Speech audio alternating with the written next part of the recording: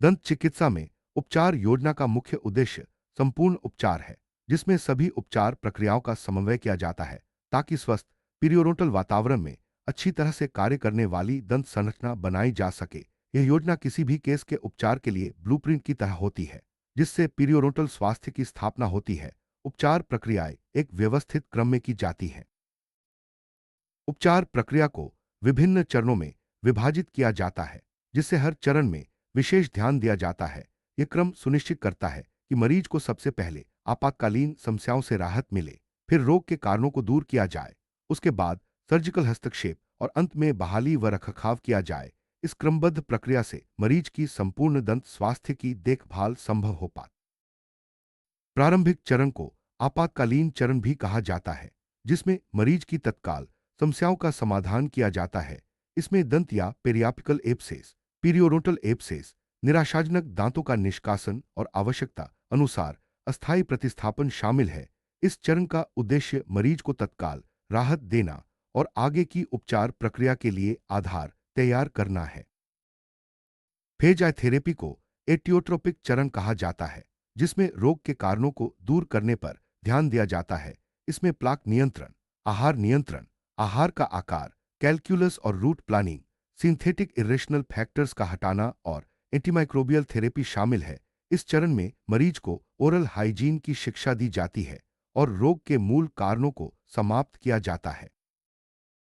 Phase I therapy surgical चरण है, जिसमें ओक्लूजल थेरेपी, मामूली ऑर्थोडोंटिक मूवमेंट और अस्थायी स्प्लिंटिंग शामिल है। इस चरण में मरीज की दंत संरचना को स्थिर करने और आवश्यक सर्जिकल हस्तक्षेप किए जाते हैं। यह चरण उन मामलों में महत्वपूर्ण है जहां रोग की गंभीरता अधिक होती है और सर्जिकल उपचार की आवश्यकता होती है। फेज आई थेरेपी के बाद मरीज की प्रतिक्रिया का मूल्यांकन किया जाता है। इसमें प्लाक, कैलकुलस और कैरिज की पुनः जांच की जाती है।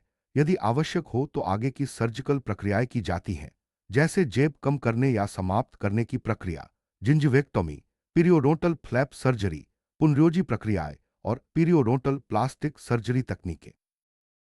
इस चरण में पुनर्योजी प्रक्रियाएं और पीरियोडोंटल प्लास्टिक सर्जरी तकनीकें अपनाई जाती हैं। इसमें रूट कवरेज प्रक्रियाएं, कनेक्टिव टिश्यू ग्राफ्ट और अटैच्ड जिंजिवा की चौड़ाई बढ़ाने के लिए तकनीकें शामिल हैं। इन प्रक्रियाओं से दंत संरचना की कार्यक्षमता और सौंदर्य दोनों में सुधार होता है।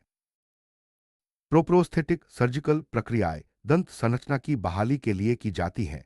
इसमें क्राउन लंबाई बढ़ाना, रिज ऑगमेंटेशन, ओसियस सर्जरी, रेसेक्टिव और पुनर्योजी और इम्प्लांट सर्जरी शामिल है। इन प्रक्रियाओं से दांतों की मजबूती और स्थायित्व बढ़ता है, जिससे मरीज को बेहतर परिणाम मिलते हैं।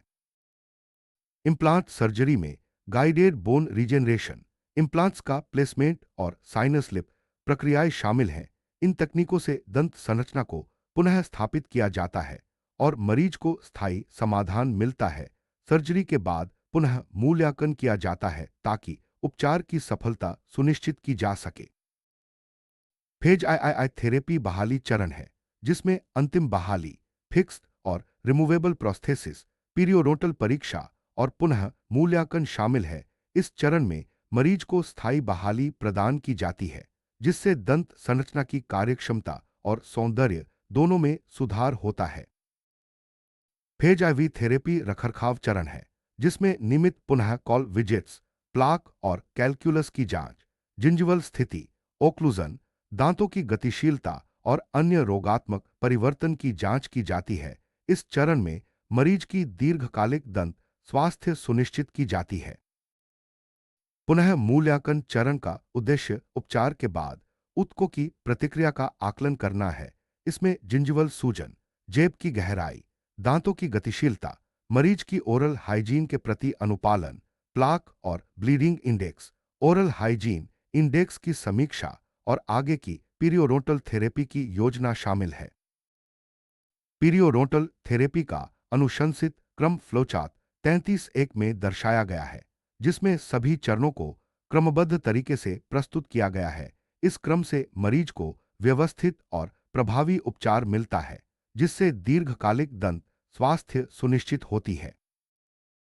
आपातकालीन उपचार चरण में मरीज की तत्काल समस्याओं का समाधान किया जाता है, जिससे आगे की उपचार प्रक्रिया सुचारू रूप से चल सके।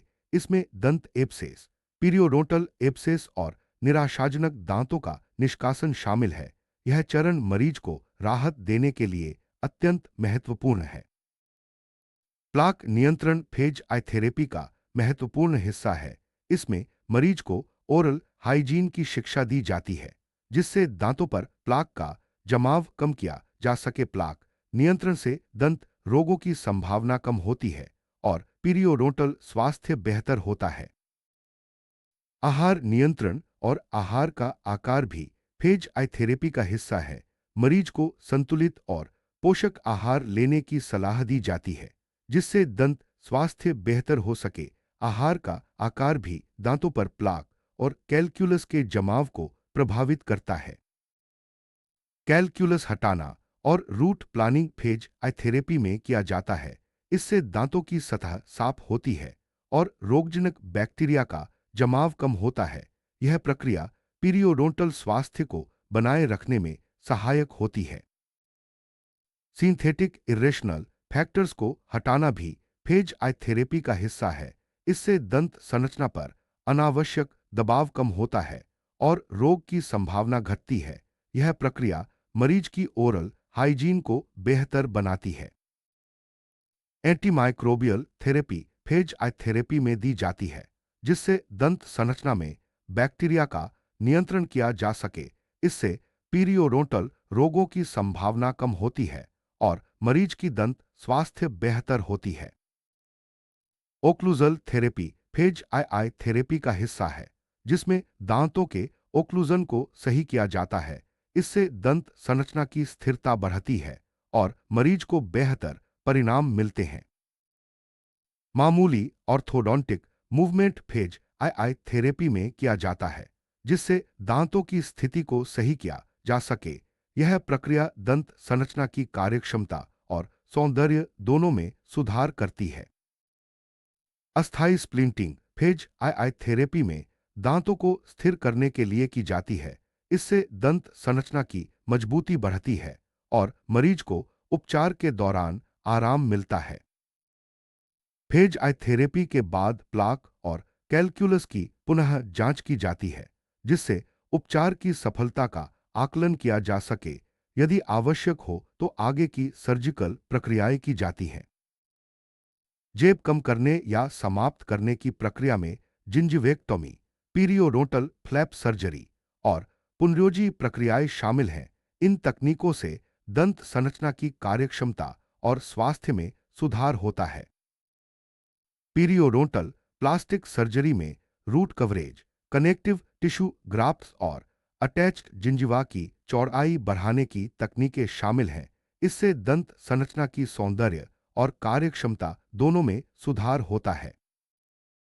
क्राउन लंबाई बढ़ाने की प्रक्रिया में ओसियस रिकॉन्टूरिंग के साथ या बिना किया जाता है। इससे दंत संरचना की मजबूती और स्थायित्व बढ़ता है, जिससे मरीज को बेहतर बहाली मिलती है। रिज ऑगमेंटेशन प्रोप्रोस्थेटिक सर्जिकल प्रक्रिया का हिस्सा है, जिसमें दंत संरचना की मजबूती और स्थायित्व बढ़ाया जाता है। यह प्रक्रिया मरीज को स्थायी समाधान प्रदान करती है। ओसियस सर्जरी में रेसेक्टिव और पुनर्योजी सर्जरी शामिल है। इससे दंत संरचना की मजबूती और स्वास्थ्य में सुधार होता है। Guided bone regeneration implant surgery का हिस्सा है, जिसमें हड्डी की पुनर्योजना की जाती है। इससे दंत संरचना की मजबूती और स्थायित्व बढ़ता है। इम्प्लांट्स का प्लेसमेंट इम्प्लांट सर्जरी का महत्वपूर्ण हिस्सा है। इससे मरीज को स्थायी दंत संरचना मिलती है और दंत स्वास्थ्य बेहतर होता है। साइनस लिफ्ट प्रक्रिया इम्प्लांट सर्जरी में की जाती है, जिससे हड्डी की ऊंचाई बढ़ाई जाती है और इम्प्लांट्स के लिए पर्याप्त स्थान मिलता है। सर्जिकल प्रक्रियाओं के बाद पुनः मूल्यांकन किया जाता है, जिससे उपचार की सफलता और मरीज की प्रतिक्रिया का आकलन किया जा सके। अंतिम बहाली phase I I I therapy का हिस्सा है, जिसमें मरीज को स्थायी बहाली प्रदान की जाती है। इससे दंत संरचना की कार्यक्षमता और सौंदर्य दोनों में सुधार होता है। फिक्स्ड और removable prosthesis phase I therapy में मरीज को दी जाती है, जिससे दंत संरचना की कार्यक्षमता और सौंदर्य दोनों में सुधार होता है। पीरियोडोंटल परीक्षा फेज आई थेरेपी में की जाती है, जिससे मरीज की दंत संरचना की स्थिति का आकलन किया जा सके। रखरखाव चरण फेज आईवी थेरेपी का हिस्सा है, जिसमें मरीज की दीर्घकालिक दंत स्वास्थ्य सुनिश्चित की जाती है।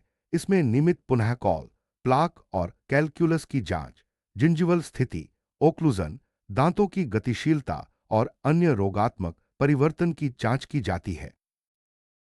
रखरखाव चरण में प्लाक और कैलकुलस की नियमित जांच की जाती है, जिससे मरीज की दंत स्वास्थ्य बेहतर बनी रहे।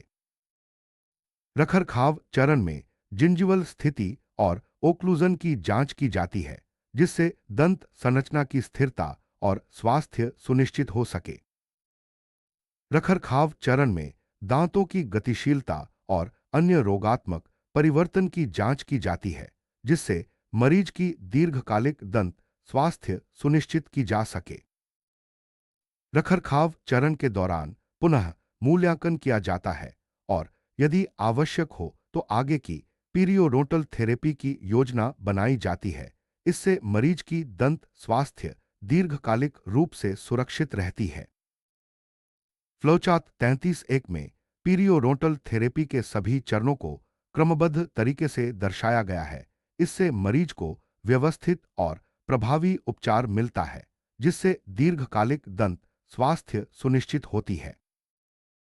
पुनः मूल्यांकन के उद्देश्य ऊतकों की प्रतिक्रिया, जिंजिवल सूजन, जेब की गहराई, दांतों की गतिशीलता, मरीज की ओरल हाइजीन के प्रति अनुपालन, प्लाक और bleeding index, oral hygiene index की समीक्षा और आगे की पीरियोडोंटल थेरेपी की योजना है। पीरियोडोंटल थेरेपी का अनुशंसित क्रम फ्लोचार्ट 33-1 में दर्शाया गया है, जिसमें सभी चरणों को क्रमबद्ध तरीके से प्रस्तुत किया गया है। इस क्रम से मरीज को व्यवस्थित और प्रभावी उपचार मिलता है, जिससे दीर्घकालिक दंत स्वास्थ्य सुनिश्चित होती है।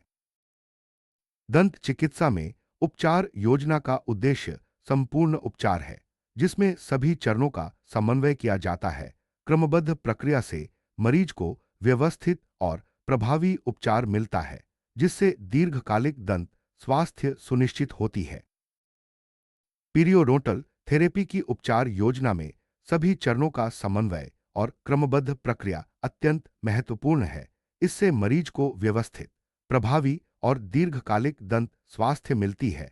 पुनः मूल्यांकन और रखरखाव से उपचार की सफलता और मरीज की संतुष्टि सुनिश्चित होती है।